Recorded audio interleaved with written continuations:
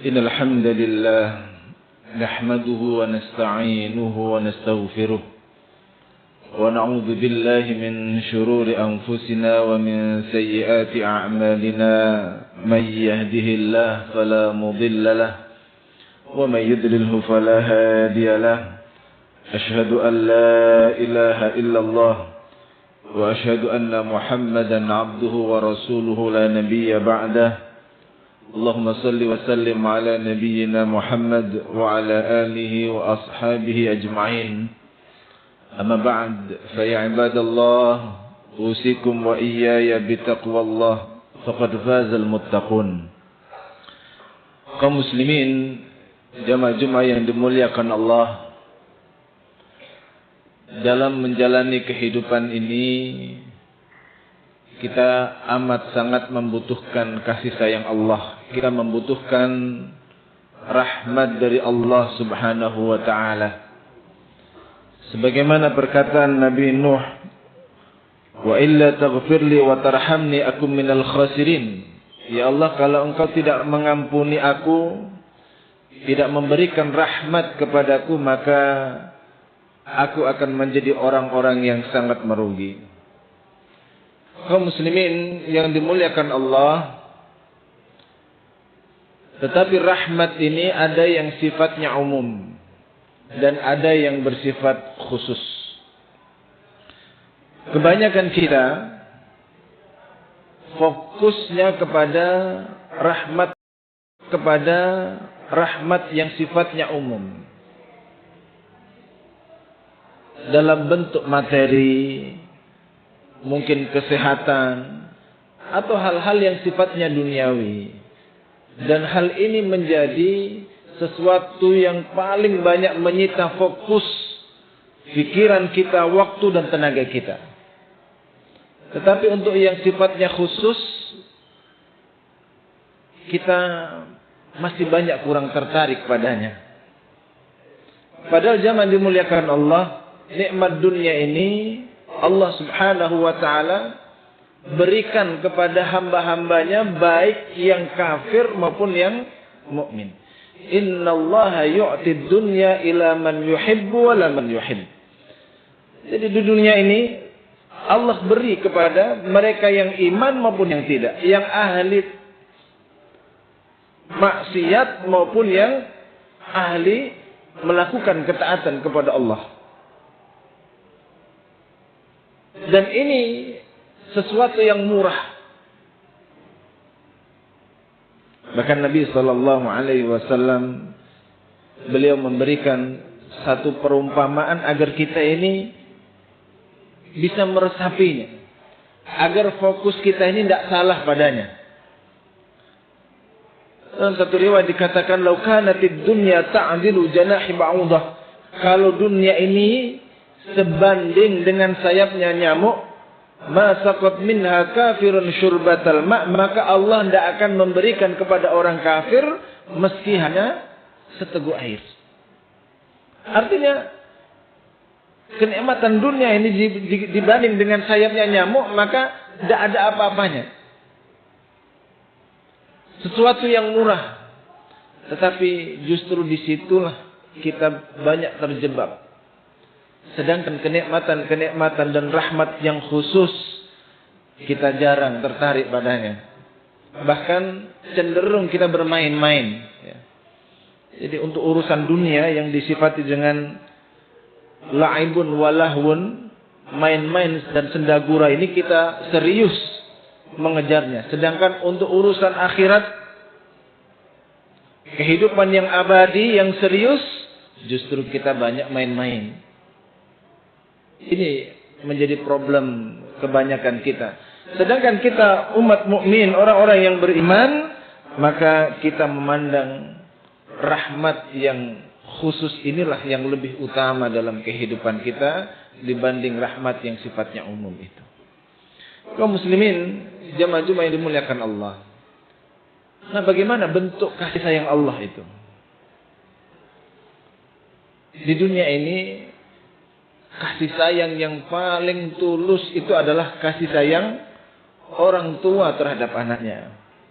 Kita kadang tidak memikirkan diri ini. Anak sakit kita rela begadang. Kita rela menghemat untuk diri kita, yang penting pendidikan anak-anak menjadi fokus utama. Yang penting mereka berhasil. Waktu pikiran kita forsir untuk apa? Agar anak-anak kita. Itu adalah kasih sayang paling tulus di dunia ini. Anak kadang belum minta, kita sudah memberikan kepadanya.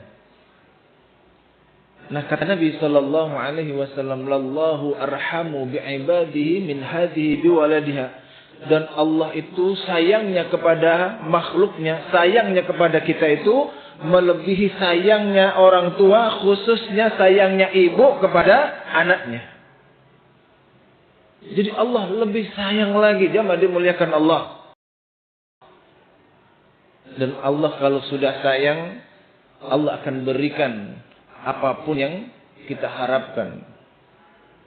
Kita akan dijaga, anak-anak kita dijamin masa depannya, keluarga kita akan dilindungi oleh Allah Subhanahu wa taala, rezeki akan dibukakan oleh Allah Subhanahu wa taala. Walau amana ahlul qura amanu wattaqau la fatahna 'alaihim barakatim minas sama'i wal ardh. Akan dibukakan seluruh pintu-pintu keberkahan yang ada di langit dan yang ada di bumi. Nah, syaratnya yang pertama adalah takwa, taat kita kepada Allah Subhanahu wa taala. Wa ati'ullaha war rasula la'allakum turhamun. Lakukan ketaatan. Jangan melakukan kemaksiatan. Kerjakan perkara-perkara yang mendatangkan ridhonya Allah. Jangan sampai kita kemudian membiarkan anak-anak kita ini tidak memiliki nilai-nilai iman. Maka syarat utama agar kita ini bisa takwa, bisa taat adalah iman kepada Allah. Ada perasaan muraqabah, bahwasanya Allah itu Maha melihat dan semua yang kita kerjakan nanti akan dihisab oleh Allah. Ada rasa takut kita kepada Allah ketika bermaksiat, bermain-main terhadap hukumnya. Tanamkan itu kepada anak-anak. Terlebih kita sebagai orang tua tidak bisa 24 jam memberi pantauan, penjagaan kepada anak-anak. Kita tanamkan keimanan, nak, bahwa Allah melihatmu, Allah mendengar yang kamu ucapkan, Allah akan menghisab semua perbuatanmu. Mungkin kalian bisa lepas dari pantauan orang tua, tapi ma yalfidu min qaulin illa ladaihi raqibun atid. Maka ada malaikat yang senantiasa mengirimu, mencatat seluruh apa yang kamu perbuat, dan kamu tidak bisa dusta di hadapan Allah Subhanahu wa taala. Takwa, ketaatan kepada Allah. Salat kita kerjakan, kewajiban-kewajiban kita tunaikan, yang haram kita tinggalkan. Dan ini adalah fondasi yang utama untuk membentengi anak-anak kita agar mereka senantiasa terbimbing dalam naungan kasih sayang Allah Subhanahu wa taala. Masa depan mereka bagaimana? Allah Subhanahu wa taala yang akan mengaturnya. Yang kedua, agar rahmat Allah ini turun kepada kita, di antaranya adalah memperbanyak membaca Al-Qur'an. Allah berfirman, wa idza quri'al Qur'an fastami'u lahu wa ansitu la'allakum turhamun. Kalau dibacakan kepada kalian Al-Qur'an, maka diamlah. Kemudian fastami'u lahu, simaklah dengan baik, maka niscaya kamu akan mendapatkan rahmat dari Allah. Ini jemaah dimuliakan Allah, baru menyimak saja. Bagaimana orang yang membacanya, mentadabburinya, mengamalkannya, maka jangan sampai satu hari pun kita ini tidak membaca Al-Quran. Berikan waktu khusus. entah ba'da subuh atau ba'dal maghrib. Jadikan hiasi rumah-rumah kita itu di dalamnya ada bacaan Al-Quran. Karena kata Abu Hurairah, rumah kalau itu dibacakan Al-Quran, yaksuru khairahu, kebaikan-kebaikan yang ada di dalamnya akan bertambah. Kemudian merasa lapang yang ada di dalamnya. Rumahnya mungkin sederhana, tapi lapang. Hatinya, jiwanya, penghuninya juga jiwa-jiwa yang lapang. Karena barokahnya Al-Quran. Bahkan keberkahan Al-Quran itu dikatakan oleh Nabi Sallallahu Alaihi Wasallam ada dari setiap hurufnya. Ketika orang membaca alif lam mim, setiap hurufnya membawa kebaikan. Walikulli harfin bi'ashri amsalihha, dan setiap kebaikan itu dilipat gandakan 10 kebaikan oleh Allah Subhanahu wa taala.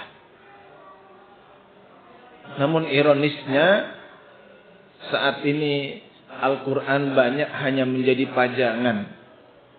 Di masjid-masjid banyak Al-Quran masih belum dibuka. Rak-rak rumah kita pun juga ada Al-Quran. Bahkan di tangan kita ada banyak aplikasi Al-Quran.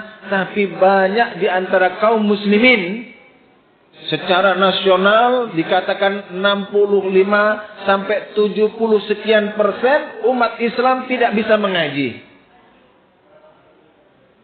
Maka inilah yang dikatakan benar-benar rugi. Mungkin pintar dalam urusan dunia, banyak dalam urusan harta, tapi nggak bisa ngaji.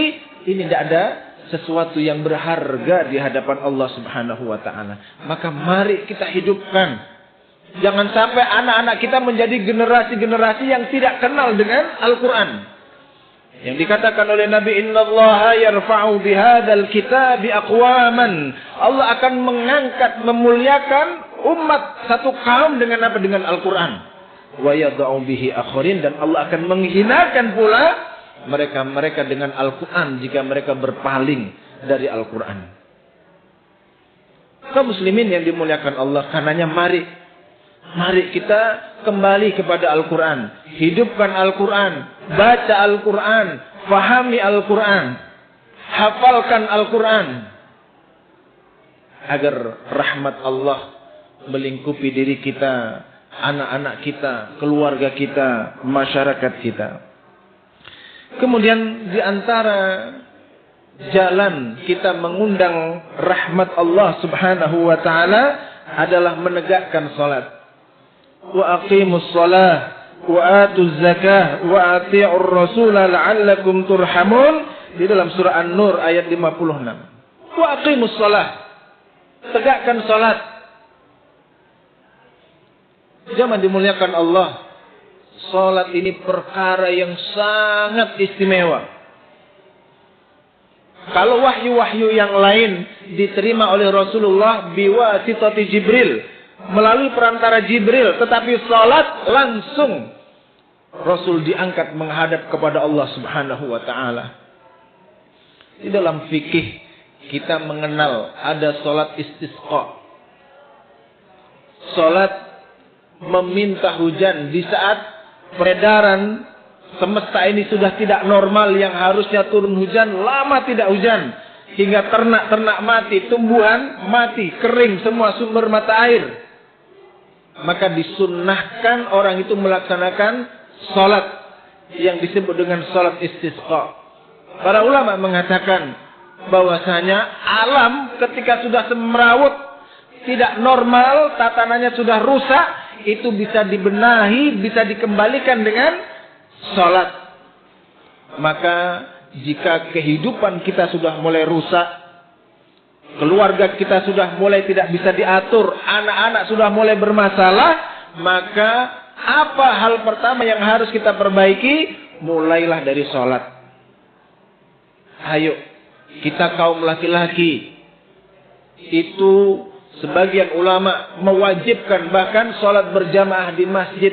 Ayo Pak, kita ajak, kita beri contoh anak-anak laki-laki kita untuk melaksanakan ibadah sholat di masjid. Untuk apa? Mendapatkan rahmat kasih sayang Allah Subhanahu wa ta'ala. Setiap langkahnya menghapuskan dosa. Setiap langkah berikutnya ditinggikan derajatnya oleh Allah Subhanahu wa ta'ala. Di saat orang duduk menunggu sholat seperti kita saat ini, malaikat terus berdoa, Allahumma gfir lahu, Allahumma arhamhu. Ya Allah, ampuni hambamu ini. Ya Allah, sayangi dia, ya Allah.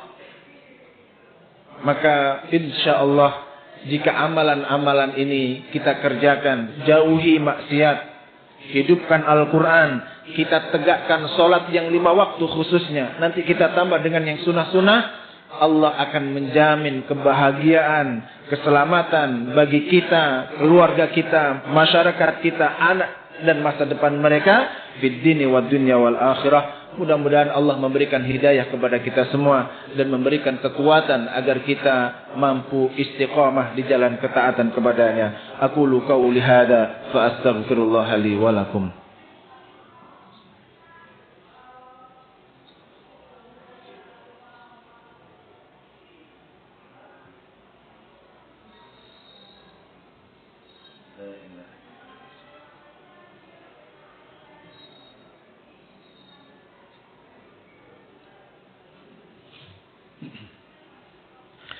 Innal hamdalillah nahmaduhu wa nasta'inuhu wa nastaghfiruh wa na'udzu billahi min shururi anfusina wa min sayyiati a'malina may yahdihillahu fala mudilla lahu wa may yudlil fala hadiya lahu asyhadu an la ilaha illallah wa asyhadu anna muhammadan 'abduhu wa rasuluhu la nabiyya ba'dahu Allahumma shalli ba'dahu اللهم صل وسلم على نبينا محمد وعلى آله وأصحابه أجمعين أما بعد فيا عباد الله أوصيكم وإياي بتقوى الله فقد فاز المتقون واعلموا أن الله أمركم بالصلاة والسلام على نبينا الكريم وقال إن الله وملائكته يصلون على النبي يا أيها الذين آمنوا صلوا عليه وسلموا تسليما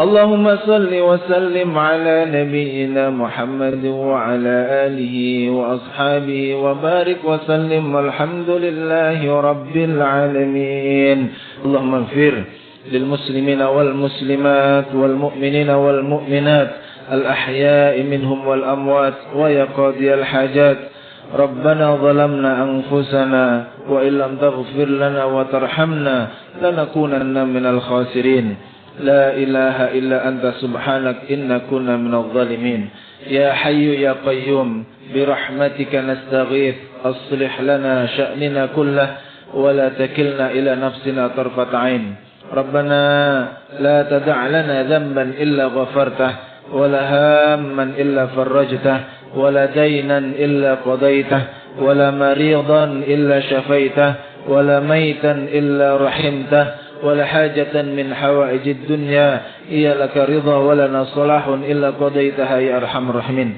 ربنا واجعلنا مقيم الصلاة ومن ذريتنا ربنا وتقبل دعاء ربنا آتنا في الدنيا حسنة وفي الآخرة حسنة وقنا عذاب النار سبحان ربك رب العزة عما يصفون وسلام على المرسلين والحمد لله رب العالمين ثم أقم الصلاة